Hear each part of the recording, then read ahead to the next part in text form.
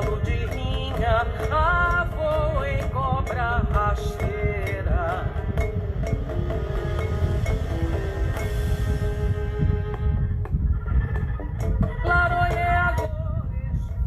Boa noite a todos, a todas.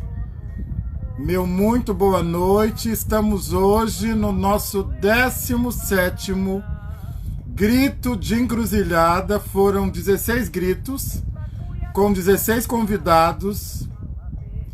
E agora vamos para o número 16. É um número significativo para nós de terreiro, não é de uma epistemologia preta de terreiro, porque se refere aos 16 Babaodu, 16 Oju Odu, os olhos dos Odus, os pais dos Odus. Então foi durante a quarentena, começamos esse projeto, tivemos 16 gritos de encruzilhada, falando sobre racismo, sobre colonialismo, sobre decolonialidade, racismo na educação, racismo na justiça, naturalização do axé, sobre os orixás, enfim. E hoje estamos celebrando o aniversário do Grito de Encruzilhada. Roger, você vai fazer uma fala aqui, você não foge, hein? É aniversário do Grito de Encruzilhada, já tô vendo Roger Cipó aqui, pai David, Flávio, tô vendo aqui muita gente legal. E tem me interessado, não é? Vocês têm me acompanhado aqui pela rede e tem me interessado bastante uma conversa que eu considero muito necessária, que tem a ver com uma luta também necessária, não é? Tem a ver uma conversa que também tem a ver com uma luta, ou seja, é um embate necessário para que nós comecemos a pensar até que ponto a nossa prática, os nossos saberes, as verdades que acreditamos ser nossas, são realmente nossas. E aí nossas, eu estou dizendo, né, falando do lugar de babalorixá, preto, de terreiro, ativista pelos direitos humanos e de uma luta antirracista. Então, a Kim está aqui também, você tem que falar também, a Kim, pai a Kim. E então me interessa bastante, e esse tem sido o caminho que eu tenho adotado, que a gente comece a se questionar até que ponto os saberes, os conhecimentos que eu tenho tido como legítimos e válidos são realmente legítimos e válidos para nós, praticantes e seguidores de saberes pretos ancestrais. Não é? Quer dizer, esses conhecimentos que a gente, em alguma medida, tem legitimado ou tem tomado como conhecimentos legítimos, em que medida esses conhecimentos foram forjados pelo projeto humanista europeu e em que medida eu estou apenas reproduzindo esses conhecimentos na condição de colonizado. Nós tivemos aqui no primeiro Grito de Encruzilhada o professor Luiz Rufino, e ele vai nos falar sobre um Estado colonial, que nós na verdade vivemos um Estado colonial, e isso em alguma medida faz muito sentido para mim. Não sei até que ponto faz sentido para vocês. Vocês podem aqui deixar as suas considerações e podemos conversar. Mas, à medida em que você acessa teorias decoloniais, que você conhece a sua história, não é? A sua história a sua história preta, conhece a história do escravismo no Brasil, conhece a história do racismo e volta um pouquinho mais lá para o século XIV a XVI, para olhar com um pouquinho mais de proximidade o projeto humanista europeu, que forjou o binarismo, que forjou as estéticas, inclusive foi o projeto humanista europeu que diz quem é belo, quem é feio. E aí você começa a se aproximar do projeto humanista europeu e você percebe que, em alguma medida, você está fazendo o trabalho do colonizador, não é? E que, em alguma medida, o colonizador lhe invadiu, quer dizer, ele invadiu, inclusive, o que nós chamamos de identidade negra, invadiu o terreiro, não é? Invadiu a Umbanda, invadiu o Candomblé, invadiu o Xambá, invadiu, inclusive, e aí eu quero... tá aqui Cibele, que participou conosco, Pai Celso está aqui, muita gente legal, obrigado por estarem aqui conosco. E eu quero conversar também um pouquinho, Roger, não foge não, porque também o projeto humanista europeu, ele que forjou o que nós acreditamos que é amor. É ele que diz, e inclusive fundamenta modelos de amor. O que é amor? O que é família? Não é? Quer dizer, o projeto humanista europeu, que ele possui dois lados só, porque trata-se de uma mão única, e sobretudo negação da encruzilhada, ele forjou o que nós chamamos de humano. O nome é Projeto Humanista Europeu. Portanto, a partir do projeto humanista europeu, a gente começa a legitimar quem é humano e quem não é. Não é? E aí, não é? Quer dizer, é disso que se trata a colonialidade do poder e o colonialismo, que nós chamamos também de colonialismo, que é esse projeto que diz, não é? Quem é você e quem não, eu acho que diz mais do que isso. Diz quem você pode ser, quem você pode amar, quem você pode... O que é amar, como você deve amar. E aí eu quero conversar com algumas pessoas que estão aqui, por favor, não me abandonem, hoje é um grito de aniversário. O filósofo argentino Henrique do Céu, ele vai dizer o seguinte: a colonialidade permitiu a transformação do Sul de um espaço repleto de conhecimento e experiências num terreno estéril, pronto a ser preenchido pela razão imperial. Esta crítica do eurocentrismo propõe um deslocamento geopolítico do lugar e do tempo que a filosofia ocidental estabelece como origem e marca da modernidade. Então, já temos aqui, não é, quer dizer, uma primeira crítica ao projeto humanista europeu e à colonialidade. A filósofa indiana Radha de Souza, ela diz, a partir da sua experiência na Índia, ela levanta uma questão fundamental de como construir conhecimento que sirva de fato à luta de libertação dos grupos sociais oprimidos. Em termos epistemológicos, a herança do colonialismo traduz-se no peso da tradição liberal da pesquisa pseudamente neutra e assente em conceitos vazios, sem conteúdo político definido. É o que a Gradas Quilomba vai chamar de mito do conhecimento universal. Do conhecimento universal. O filósofo sul-africano Mogobe Ramose, ele analisa a globalização a partir do conceito de Ubuntu.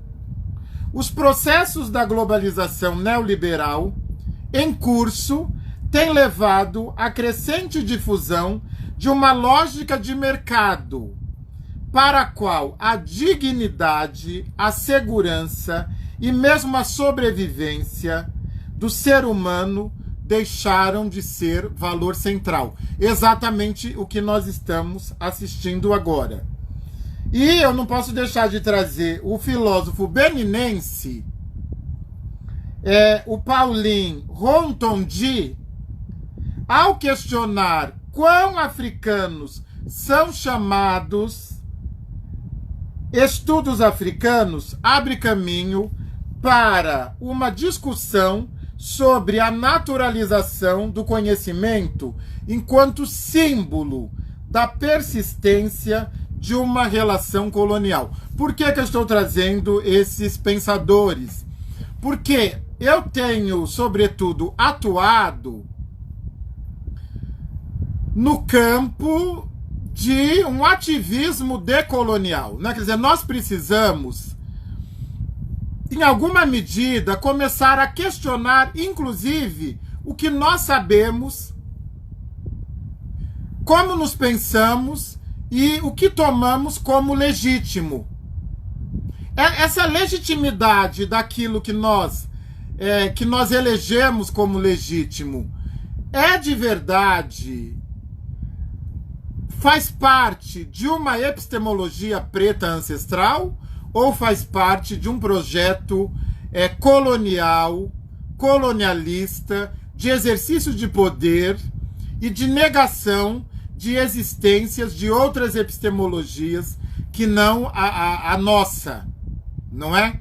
Então, a gente precisa, eu penso, na condição também de professor e de autoridade civilizatória, porque eu sou uma autoridade civilizatória de matriz africana, nós precisamos começar a questionar, inclusive, a nossa maneira de exercer também o nosso ativismo para não assumir o lugar do colonizador. Porque se tem uma coisa que está muito certa, é que a força colonizadora, ela é sobrenatural, ela é muito forte. Então, eu estou muito interessado que, primeiro ponto, que eu estou muito certo de que as epistemologias do Norte fracassaram, que o projeto humanista europeu fracassou, que o cristianismo fracassou, que o amor branco fracassou, que o casamento branco fracassou, que a família branca fracassou, que os modos de ser, viver e estar no mundo forjados pela branquitude fracassaram. Portanto, me parece que nós podemos oferecer novos modos, não é? Quer dizer, e aqui nós temos pessoas que eu acompanho e elas têm feito isso, novos modos de ser, estar, amar e viver e compreender o mundo. E aí eu vou chamar, Roger, você pode ir. Eu não posso perder Roger, né, gente? Eu vou chamar Roger, meu querido Roger que está aqui, para ele ter um trabalho que também é um trabalho decolonial, não é? De repensar filosoficamente os afetos. Eu acompanho, né? Eu acompanho meus irmãos pretos. Os brancos eu não acompanho, porque eu nem gosto muito deles. Mas os pretos eu acompanho. E eles têm feito um trabalho de repensar os afetos, não é? Quer dizer, as afetações, as formas de amar, e tem, sobretudo, valorizado o amor preto. É isso, Roger? Me conta um pouco aqui, casa um pouquinho aqui com o meu aniversário, porque eu estou falando. Está fazendo sentido para você? Babá, tua bênção. Primeiro, que honra ouvir uma aula do Senhor num domingo, 11 horas da noite, cara. Tô muito feliz. Eu tava aqui, travou a imagem do Senhor agora para mim. Mas continua, eu tô te ouvindo. Tá me ouvindo? Tá, eu tô te ouvindo. Então, eu tava aqui, a gente acabou de cortar um bolo para as minhas irmãs, né? Elas fazem aniversário justamente hoje, né? Dia de Cosme, Damião, das crianças, essa história toda. E eu tava te ouvindo, eu tô com meu livro de cabeceira aqui, até peguei para mostrar pro senhor, que eu vi o senhor falando de grada, né? O senhor falando de grada, e grada quilomba é algo que acho que todo mundo deveria ler, né? Todo mundo deveria ler e ouvir, porque a grada oferece, né? Acho uma coisa muito, muito importante no que a grada faz, é destrinchar, né? E ela escancara, acho que todas as incoerências e a mediocridade, né? Da branquitude. Tá baixo o meu áudio, alguém falou. A grada escancara toda a incoerência e a mediocridade da branquitude e oferece, né, uma possibilidade de caminho. E o caminho, ele é um só, né, Babá? O caminho é retornar. É retornar para casa, é retornar para a África, é contra-coloniar, né? Eu tenho lido muito e tenho ouvido muito Nego Bispo, né? O Nego Bispo fala sobre contra-colonização, né? A gente, além de decoloniar, né? Além da decolonização, ele fala de contra-colonização e anticolonialidade, né? Eu gosto muito disso, porque acho que é uma possibilidade de a gente se opor a tudo isso, né? Então, o Amor Preto é basicamente uma ação contra-colonial, né? Uma ação anticolonialismo. É uma ação que subverte, Babá, subverte a lógica que o Ocidente determinou para a gente, que é essa lógica de amar apenas os elementos brancos, os símbolos da branquitude. E aí a gente tem feito um trabalho, né? Eu estou aqui no Tindó, eu estou escrevendo, o senhor sabe que estou escrevendo um livro, né? Sim, eu sei. Estou terminando. Ansioso. Eu estou terminando e tem um monte de referência do senhor, inclusive, tá? Quero dizer. Porque faz tempo que a gente conversa sobre isso, né, Pai Sidney? A nossa conversa não é de agora. E sempre que a gente conversa, inclusive de oferecer, né, uma outra possibilidade de pensar e de agir contra a colonialidade.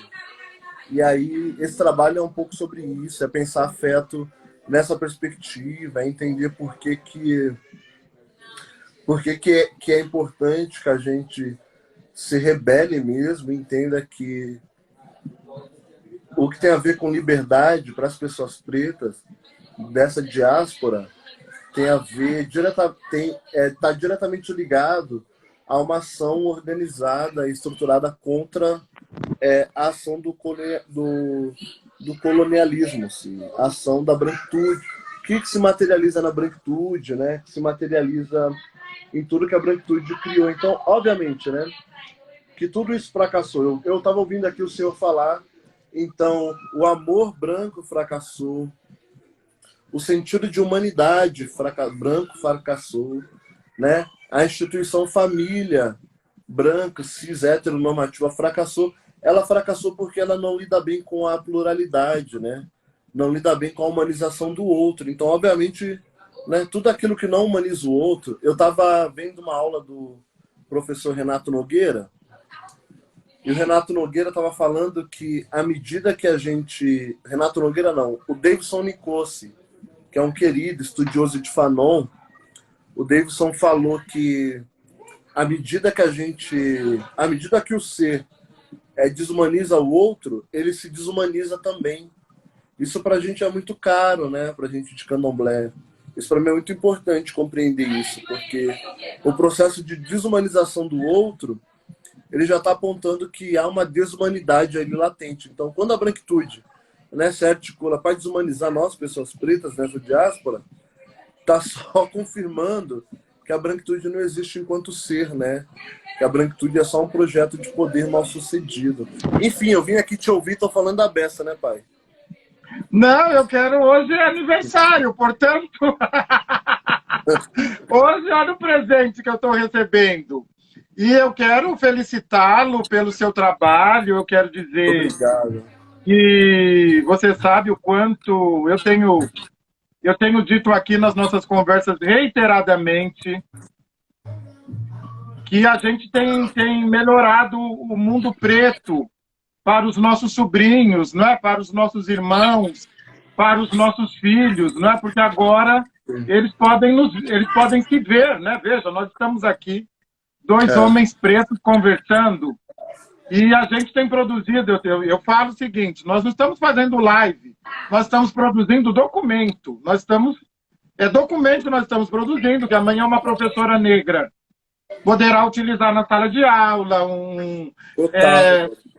as pessoas poderão utilizar no terreiro, não é? Quer dizer, isso significa muito. Agora, eu estou pensando o seguinte, não é? Quer dizer, o fracasso, né? Faz muito sentido o que você trouxe, porque o fracasso do amor branco, da família branca, do binarismo branco, né? A questão de gênero que foi cunhada por eles também, ela se deve e ela nega, né? Tem dúvida que ela nega a nossa epistemologia preta de terreiro, porque ela é excludente, né? Quer dizer, então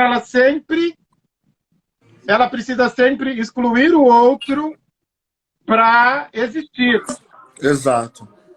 E aí eu tenho uma questão para você. Como é que você percebe, né? Você já faz algum tempo muito ligado à questão das masculinidades, né? Nós já estivemos juntos em mesa, a questão dos afetos, e sem dúvida a importância do amor preto.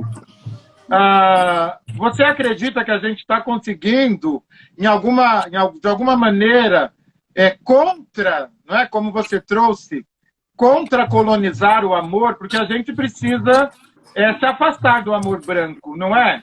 Total. Babá, tem algo que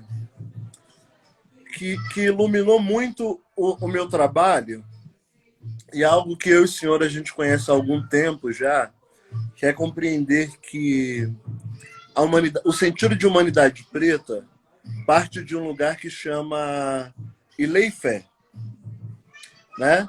O senhor melhor do que eu sabe disso, e para as pessoas que estão aqui, se eu traduzir Ilê-Ifé de uma forma muito simples, eu vou chamar de Casa do Amor, né? Ou Morada do Amor, né? Então, como um povo que se funda, que tem os seus valores civilizatórios fincados na Casa do Amor, não é um povo digno de amor, né? Como não, né? Como esse povo está distante da experiência de amar. Então, eu voltei, Babá, voltei em Oduduá, né? Voltei para entender e para trazer reflexões, não só sobre o culto de Oduduá, mas sobre o legado de Oduduá na terra Iorubá, para compreender que, horas, se o nosso povo ascende, né, da Casa do Amor, onde é que a gente se distanciou dessa capacidade de amar como um valor político, né? Amar, para mim, é um valor político, né? É um valor simbólico, porém político. E aí eu estou falando de um amor, pai Sidney, que não tem a ver com a relação que se estabelece no romance entre um homem e uma mulher, entre um homem e um homem, entre uma mulher e uma mulher. Não tem a ver sobre isso. Tem a ver da possibilidade das pessoas se verem e se reconhecerem nos seus iguais, né? E humanizar os seus iguais, né? Porque se o Oduduá funda a Ilê-Ifé junto com o Obatalá, tá me dizendo que o que nos mantém, o que nos conecta é a possibilidade de amar. E eu quero amar o outro igual a mim ou a outra, como um ser, né? Como um ser completo, né? Não tem a ver com o tipo de relação sexual que eu estabeleço, não tem a ver com o tipo de identidade de gênero que eu crio ou que eu determino para a minha existência tem a ver com a capacidade de se olhar no outro, se afetar no outro, né? Sei lá, posso trazer Spinoza para cá. A galera gosta de Spinoza muito, né, pai?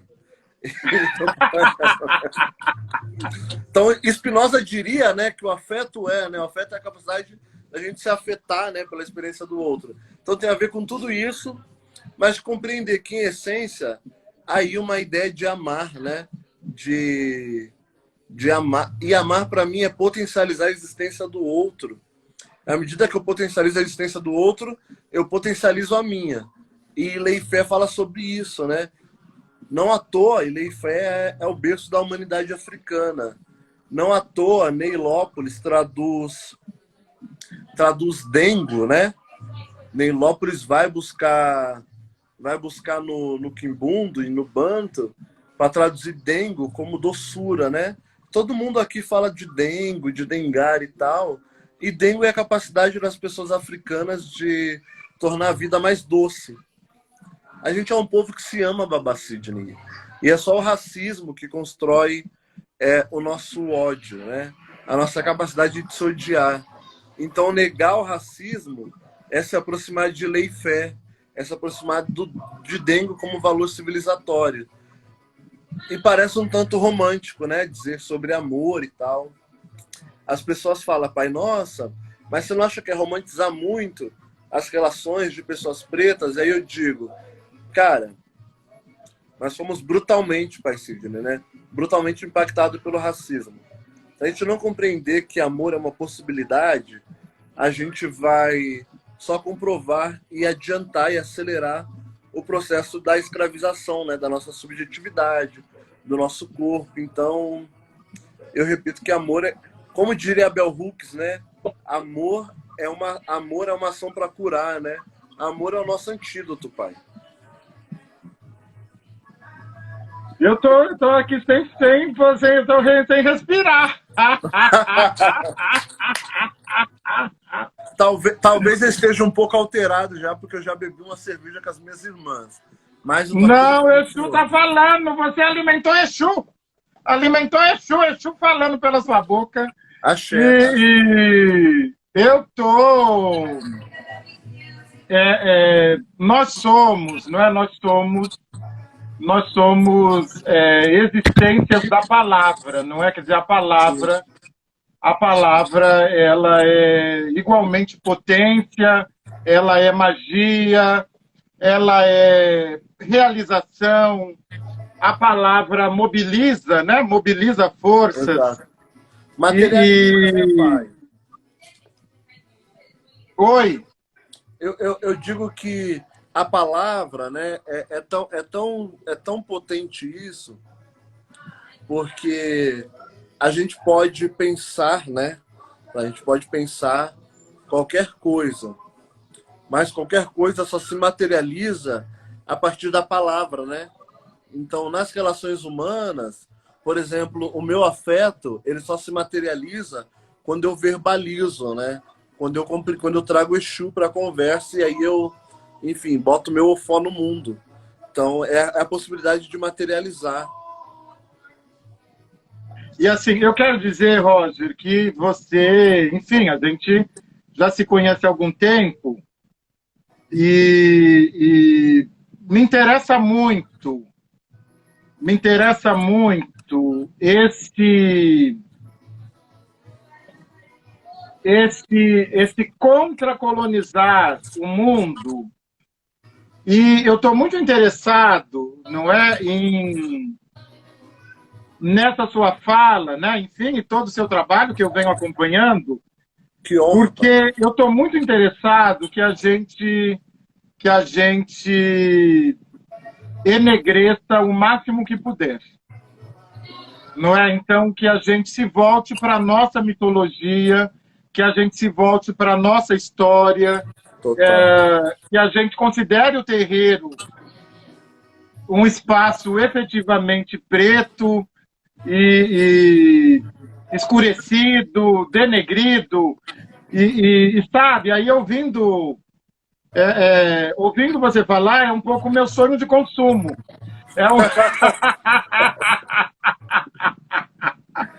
Ai, meu Porque Deus, pai. eu quero que as pessoas negras, que elas se pensem a partir de uma matriz civilizatória africana. Nós sabemos que o continente africano é diverso e tal, mas, Claro. enfim, que a pessoa negra se pense a partir de uma matriz civilizatória negra, e você tem feito isso, né? Tem feito isso com honra e distinção, com honra e distinção. Tem feito mesmo. Nós temos feito, né, pai? Eu quero aproveitar aqui e parabenizar o Senhor e agradecer também, assim, sabe? Deixa eu contar uma coisa pro senhor. Faz algum tempo, tem exatamente 1 ano e meio que eu não uso o Facebook, né? Decidi não usar mais aquela plataforma porque para mim não fazia muito sentido. Aí, por acaso, eu voltei lá essa semana e aí eu vi uma galera de candomblé embranquecendo importantes lideranças da nossa tradição para justificar o que eu chamo de crueldade, porque é muito cruel, babá. A ação de pessoas brancas no candomblé, e não é um problema nenhum a presença de pessoas brancas no candomblé. O problema é quando essas pessoas elas não seguram o fogo colonizador nas calças, sabe? E aí tem de, obviamente, né, trabalhar para que se apague, né? Então, a quem interessa, eu vi o senhor falar sobre isso, né? Vi um texto do senhor muito importante, inclusive, essa semana. Essa semana não, hoje, minto. A quem interessa embranquecer pessoas como Mãe Juju, né? Como Mãe Carmen do Oxum, como Tata Pércio, e um monte de outras pessoas pretas importantíssimas no candomblé, que são pessoas pretas, né? Por algum descuido dessa galera branca, elas não perceberam que Mãe Juju, Pai Pércio e uma série de outras pessoas são pessoas pretas. Elas não perceberam isso, babá. Mas nós, pessoas pretas e de candomblé, não nos esquecemos. E aí é um papel nosso, o senhor faz isso muito bem, Pai Rodney muito bem, Mãe Valdete, que está aqui, que é de Valdete, tua bênção. A gente tem feito isso porque se a gente tira a cor, né? Primeiro que eles já tentam tirar a cor das nossas divindades, né? Aí agora eles tentam tirar a cor dos nossos sacerdotes. Porque Mãe Juju pode ser uma grande sacerdotisa do candomblé paulista, ela só não pode ser preta. Entende, babá? Isso é um problema. Sim. É desonestidade. Isso é muito desonesto, isso é perverso. Isso é perverso com a história do candomblé. E aí, com esse tipo de candomblé, eu rompi. E acho que o senhor também, né? Mas para mim não basta só romper. Eu estou muito interessado em fazer frente a esse tipo de ação, babá. Não, estamos juntos, você sabe, eu só acredito num candomblé negro, num candomblé escurecido, num candomblé preto. Sim. E existe, não é? Uma branquitude muito desonesta, Imunda. Exatamente, suja, uma branquitude suja. Eu tô bastante rigoroso nesse sentido, entendeu? Eu tenho colocado o dedo no nariz da branquitude de candomblé, eu coloco o dedo e eles precisam de letramento racial, porque de verdade, quem precisa de letramento racial não somos nós já sabemos tudo sobre o racismo. Exatamente. Quem precisa de letramento racial são eles que precisam de letramento racial.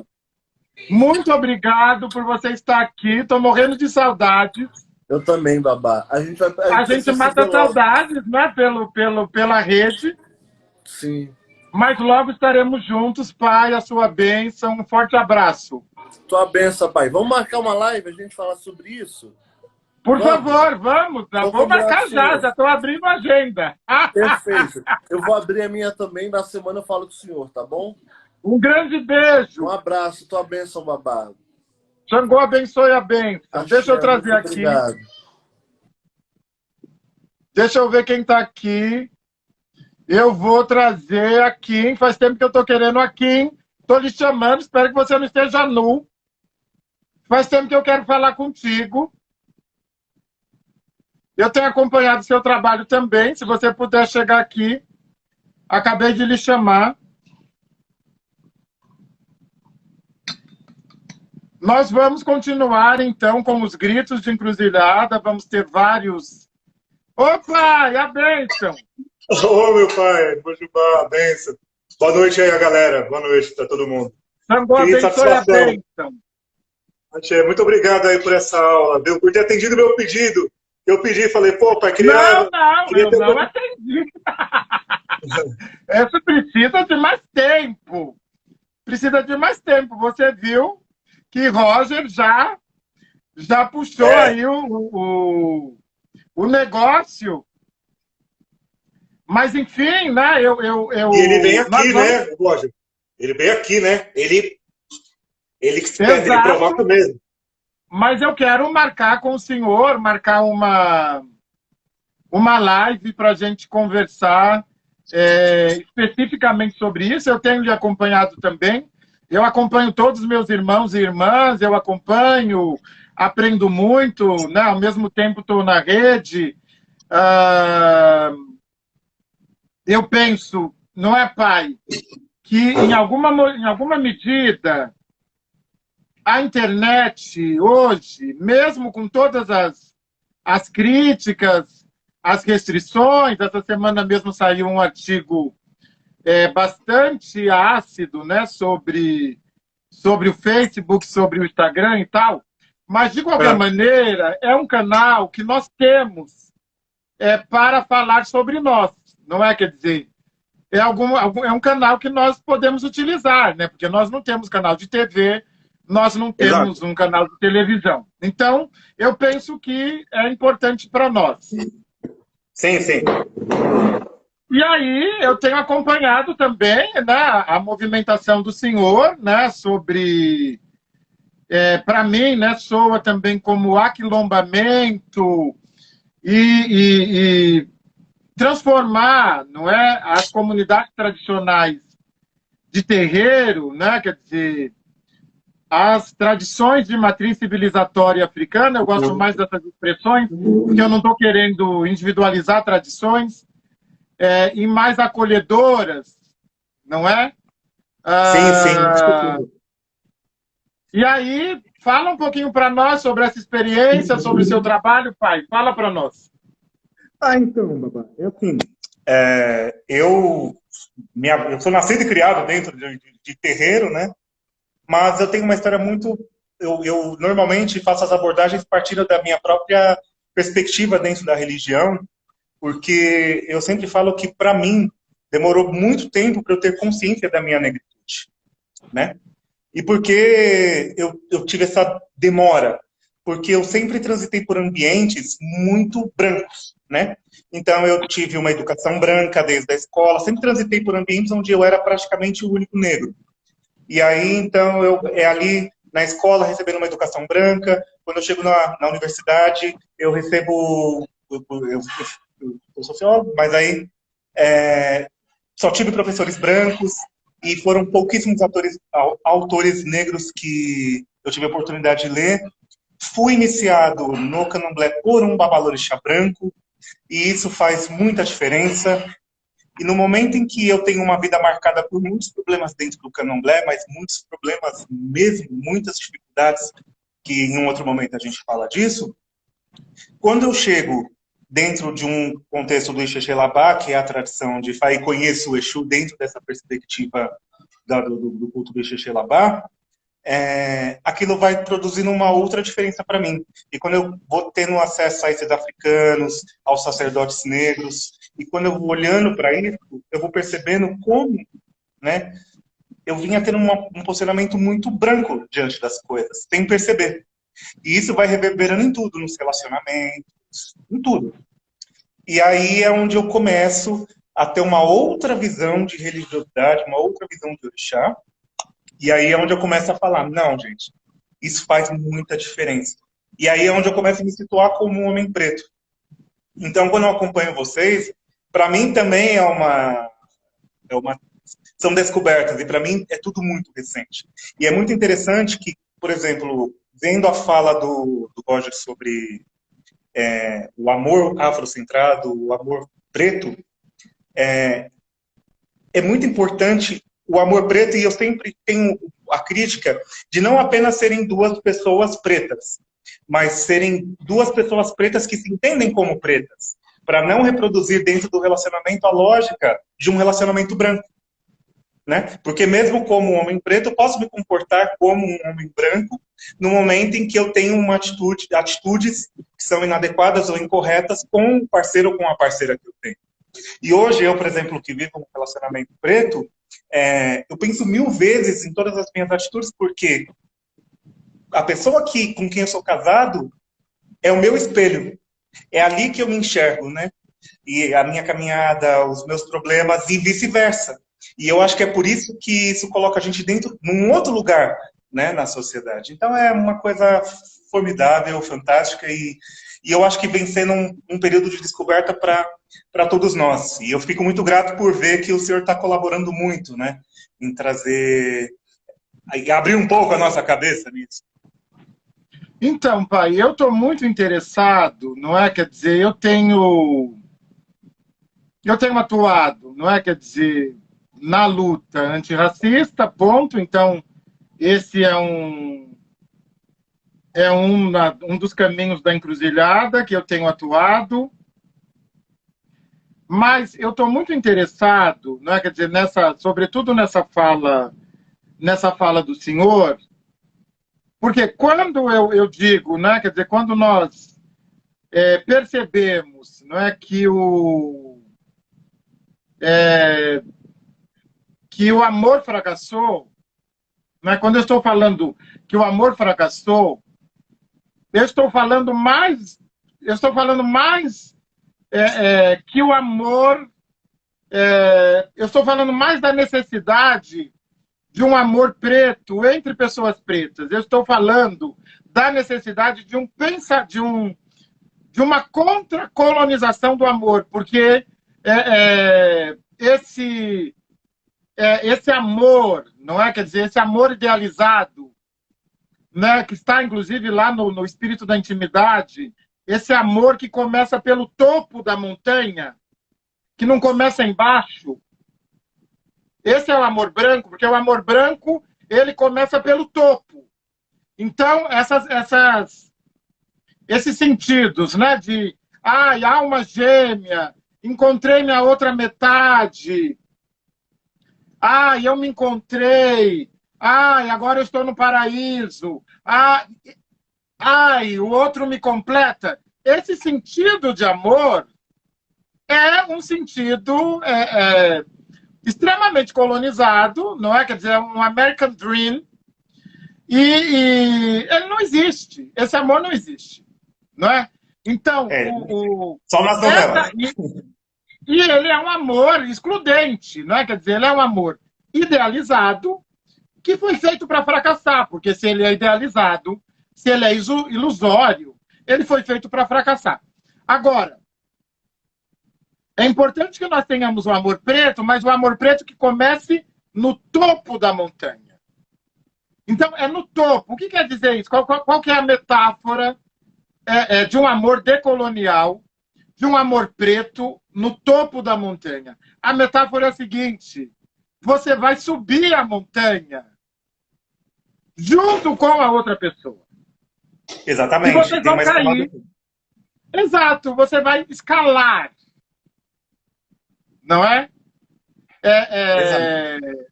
Você vai escalar a montanha, não é? Quer dizer, e aí você vai escorregar, você vai cair, você vai se machucar, ora você vai deixar a pessoa que está escalando com você para trás, ora você vai puxá-la, ora você vai ser puxado, enfim, até chegar no topo da montanha. Eu acho que essa é uma conversa mais longa, que a gente pode ter num outro momento, mas aí eu quero já dar um giro de 360 graus, porque eu sei que diferente de mim, não é? Quer dizer, eu só tive referências positivas no candomblé. Eu não tenho nada para dizer, né, das minhas vivências no candomblé.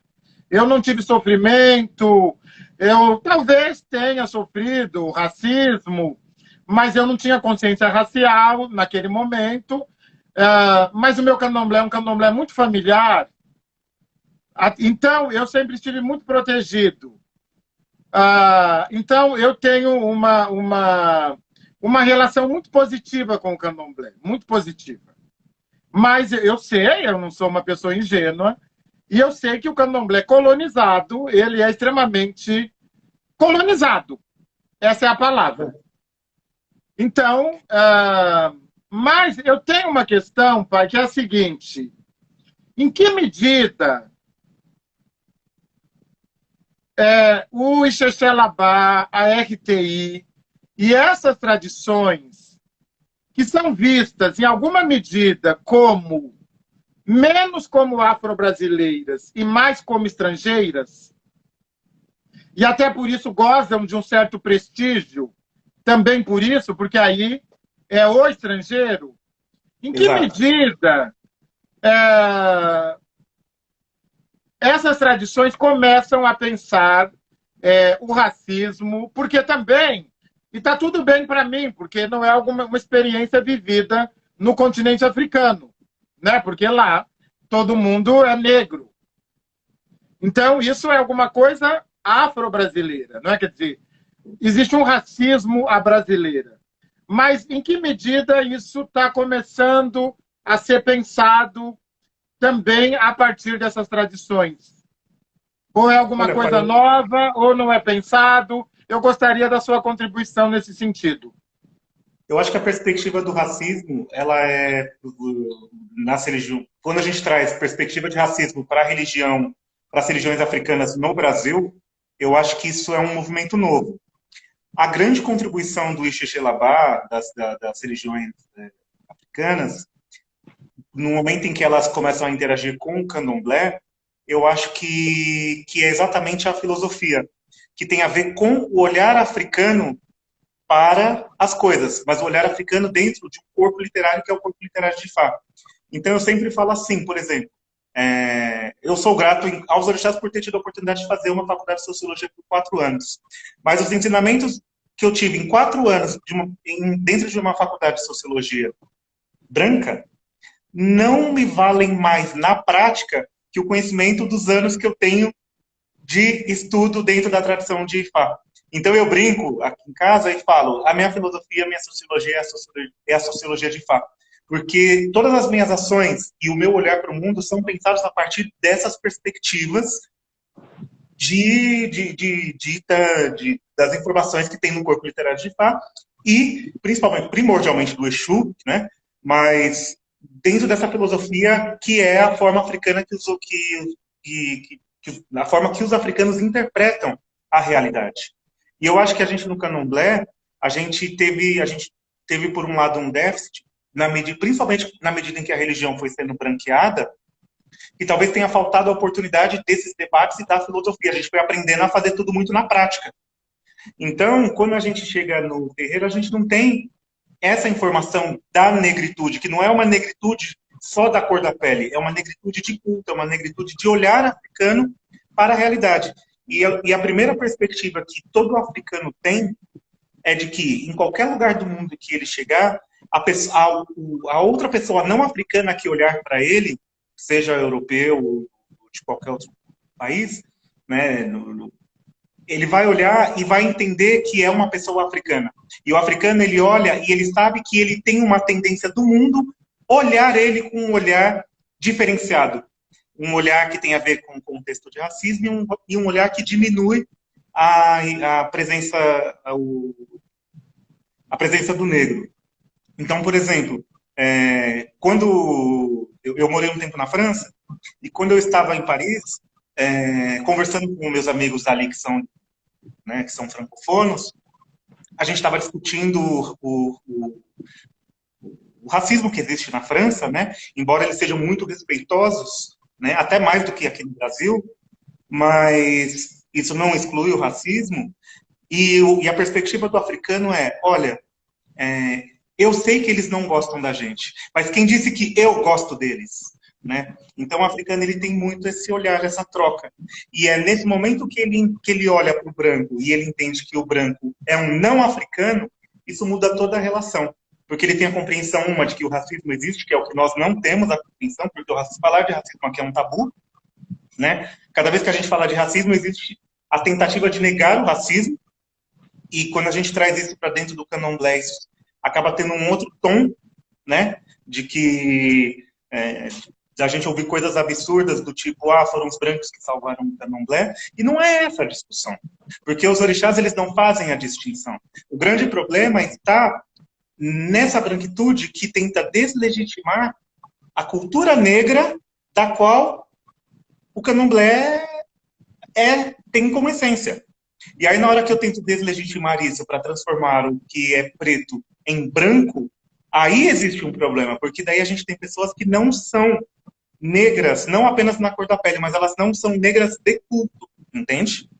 E aí eu coloco a minha crítica, porque mesmo eu, durante muitos anos do meu período de aula, também não tive essa consciência. Mas por quê? Porque eu fui iniciado dentro de uma casa e por um babalorixá branco, que eu tenho todo o meu respeito, mas talvez ele não conseguiria me orientar para uma vivência em sociedade como homem preto. Entende? Então, essa discussão de racismo hoje, eu acho que ela é muito importante, principalmente quando os sacerdotes são sacerdotes negros, porque o candomblé é uma religião que abriga a parte mais marginalizada da população brasileira, né? Se a gente pegar e fazer uma análise aí de renda, escolaridade, a gente vai perceber que historicamente o candomblé vem abraçando, né, essas populações mais vulneráveis. Só que aí que está o X da questão. Na hora em que a gente tem a branquitude ascendendo, e essa branquitude não consegue olhar para essa realidade, talvez uma realidade que seja desconhecida para ela. E aí os interesses passam a ser outros. Só que o babalorixá negro, quando ele olha para o Iaô, para o omorixá negro que ele tem, talvez ele tenha uma compreensão muito maior. Que é isso que acaba acontecendo. Por exemplo, eu uso o senhor como exemplo. Além dos omorixás, dos iniciados que tem na Suebé, quantos filhos o senhor acha que não tem espalhados que estão aqui seguindo? Todos nós somos um pouco seus filhos. Porque no momento em que o senhor começa a escrever e falar, isso serve como ensinamento, como orientação para a gente. Que é muito o que Ogum ensina para nós. Né? Que no momento em que ele dá sabedoria e que depois ele fala para a gente adicionar sabedoria, mais sabedoria à sabedoria que ele nos deu. Então, esse lance do racismo é muito louco por isso. Eu acho que a grande contribuição do Ishiflabá é que, para o africano, ele tem uma compreensão muito mais clara de que existe e ponto. Né? E eu acho que isso foi crucial para mim no momento em que eu chego dentro de espaços preenchido por pessoas pretas.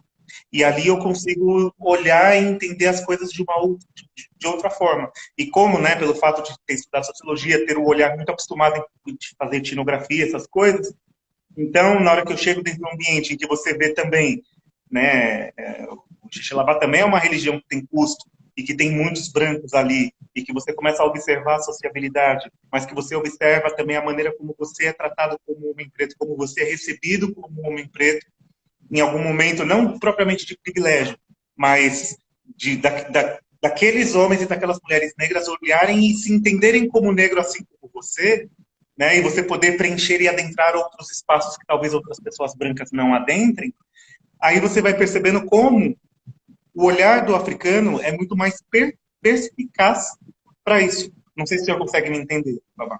Não, eu entendi. Estou aqui já com 1000 coisas na cabeça. E eu estou pensando o seguinte, não é? Eu estou pensando, não é que eu me interessa muito, pai, e o senhor sabe disso e tem me acompanhado, me interessa muito a repotencialização da magia preta. A magia, me interessa muito a magia. Eu posso dizer que eu sou resultado de magia, né? Quer dizer, não era, né? Nós sabemos, né, que nós, como homens negros, não era para a gente estar onde nós estamos. Não é? Quer dizer, não foi esse lugar que nos fora reservado. E nós só chegamos, veja, agora, acabei de receber essa informação da querida Lisandra, da editora da Feminismos Plurais, que já foram vendidos 15 mil exemplares do Intolerância Religiosa. 15 mil. Axé. Então, eu também, né, assim, também consegui estudar, né, quer dizer, numa universidade que não foi feita para mim, que não me queria lá, uma universidade branca. Então, eu estou muito interessado que os negros desfrutem da magia negra. E aí eu preciso contar um pouquinho da minha história como babalorixá, porque eu sou um babalorixá muito rigoroso. Muito rigoroso. E não é rigoroso no sentido ocidental da palavra. Mas é no sentido de que aquele que acessa a magia preta precisa pegá-la com as duas mãos e deverá desfrutar da magia preta. E mais que desfrutar, deverá honrar a magia preta recebida. E aí eu estava, enquanto o senhor estava falando, eu estava pensando o seguinte, que em alguma medida, um candomblé branco, ele mais despotencializa o preto do que potencializa. Exato. Não, quer dizer, ele mais impede o acesso à magia preta que está no Ixexelabá, na RTI, no ifaísmo, no Xambá, no Nagoebá, no Batuque, enfim, ele mais... Assim, eu não estou falando de brancura, né? Porque brancura é uma coisa, branquitude é outra. Eu estou falando, não é? Quer dizer que um candomblé que não se pensar, mesmo que ele tenha à frente uma pessoa branca, que ele não se pensar negro, ele não vai servir aos negros. E aí eu entendo a sua migração. Eu entendo a sua migração. É que eu não tive essa experiência, eu não tive. É também muito protegido por ser de família de candomblé, porque minha mãe é Yalorixá, enfim. Então, mas eu penso que essa sua fala é fundamental para a gente entender, não é? Qual é isso? Eu estou muito interessado em entender o papel, quer dizer, para que nós, né, quer dizer, acessamos uma filosofia africana, uma filosofia iorubá, uma filosofia evefon, ou kikongo, kimbundo, enfim, para que nós acessamos essa filosofia, não é? E aí, quer dizer, é fundamental, veja, Exu mesmo, porque eu só estou falando essas coisas porque nós estamos nesse exato momento conversando e elas estão surgindo agora, nesse exato momento. E aí eu já quero convidá-lo para um grito de encruzilhada específico. E agora eu vou traçar uma nova agenda e nós teremos... mais um conjunto de 16 gritos de encruzilhada. Hoje é o 10º, a celebração, é o 17º, está tudo aqui no IGTV. A professora Patrícia está aqui, Cibele está aqui, que participou conosco, muita gente boa. E agora estamos terminando, vamos levar esse grito de encruzilhada para o centro da encruzilhada. Muito obrigado, pai, por estar aqui conosco. Eu o felicito pelo seu trabalho, pelo seu ativismo. E vamos seguir abraçados, descolonizando, enegrecendo e recorrendo à mitologia. Eu gosto muito de uma fala que diz que a mitologia é um lugar que tem todas as respostas esperando as perguntas bem feitas. Portanto, nós temos nos Essé e Fá, nos Itan, nós temos um conjunto de respostas esperando as perguntas bem feitas. Um forte abraço a todos, a todas. Laroi Exu, nosso 17º Grito de Encruzilhada. E voltamos na semana que vem. Cibele linda, tá aqui Cibele, professora Patrícia, muita gente que passou conosco. Um beijo. Axé. Axé, babá, obrigado. Até a próxima.